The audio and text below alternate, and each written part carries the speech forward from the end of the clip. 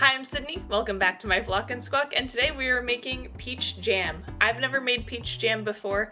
I've helped make jam and other preserves before, but never peach. So I'm going to be giving it a try. I'm a little bit winging it. I'm not following any recipe in particular, but Connor had brought home a box of these peaches. I still have plenty left over, and then there's a whole bunch that I put into the freezer. But yesterday I went ahead and I peeled some peaches.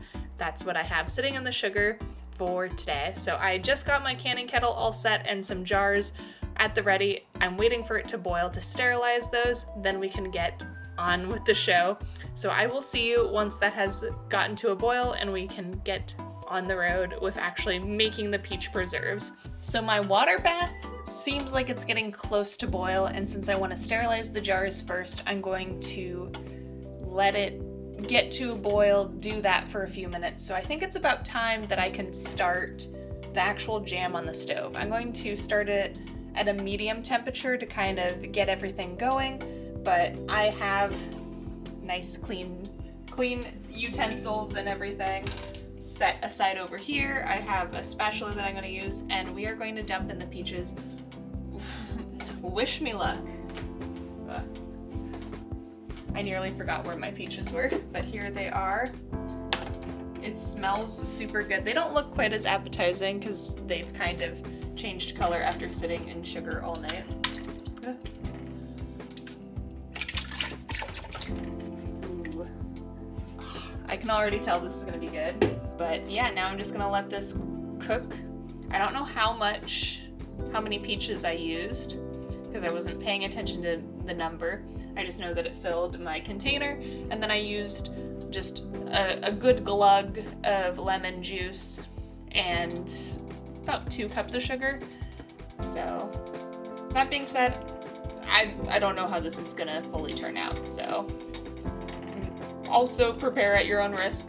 I know it's going to be safe to consume because of the sterilization and the water bath and all of that process that I'm gonna do. But yeah, delicious peach jam, syrup, whatever, coming soon.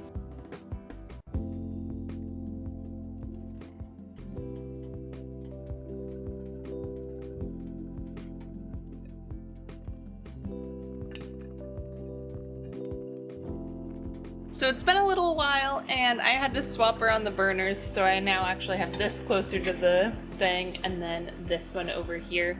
And that's partly because it wasn't quite ever getting to boiling. It was getting really close, but not quite. So I put it on the main burner, and then this is looking fantastic. It looks so good.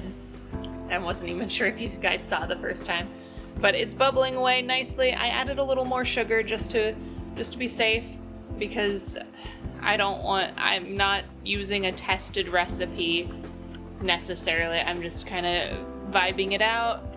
It's better to have a little extra sugar and be safe, but I'm just waiting for this to get up to it and then this to do its thing, and we'll be able to put it all together. Jams and stuff seem to actually be fairly straightforward. The hard part is waiting, honestly, for the water bath, and then making sure that you do it properly with the water bath, the timers and all of that. And then the other jams that I've made, there has been an element of timing when it comes to adding in the pectin. This, I'm just gonna end up with whatever it is. But yeah, I'm just waiting for this to actually get to a boil and sterilize those jars first.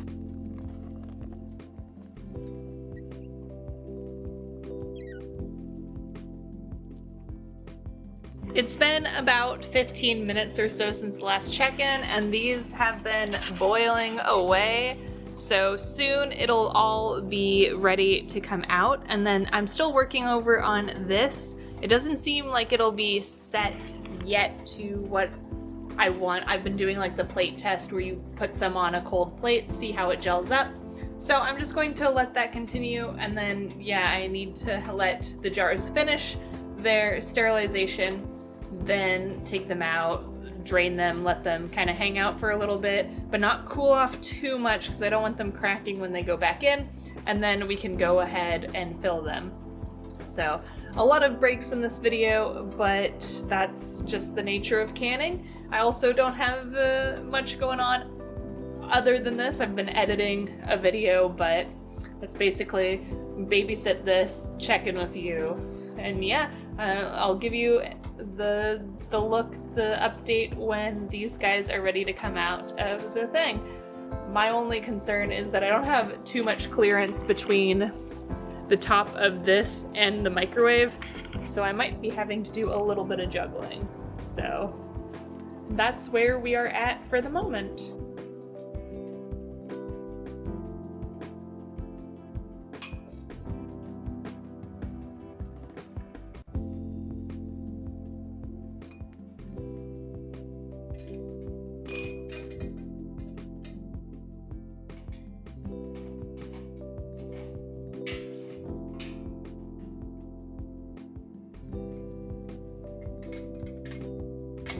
I did in fact get the jars out, however I did burn myself a little bit because I couldn't see the water level inside the pot when I was trying to get everything out. So I did suffer a slight burn. Nothing too concerning or anything, just a quick oof. And I have my water still, I turned the burner back on once I got the thing, have the rack set so I can set them in. But I'm just waiting on the peaches to be a little bit closer to firming it up and stuff. They are getting there, but I just want to be a little bit more promising, a little more thick before I put them in my jars. So yeah, I'm just kind of waiting on that. But for now, that's where we are, and it's looking so promising. I only did 6 jars, but look at how they shine. Also, before I forget, my mom's trick, secret, whatever it might be, to jam and stuff is to throw in a little butter. Hard to go wrong with butter. She uses salted. I have unsalted here, but I swear it just adds a little something special. It tastes like your toast has already been buttered, but obviously, who doesn't want a little extra butter in their life? It also supposedly helps with the foam. I'm not entirely sure. That's just the way that my mom's always made jam. So I'm gonna end up throwing in a little bit of butter. This is about 2 tablespoons into mine.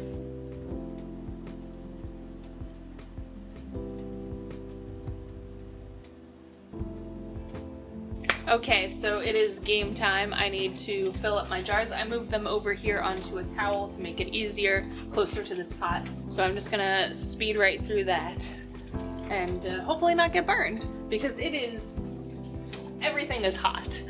Everything is quite hot for this, so I'm going to just get them assembled and yeah, work my best to not burn myself.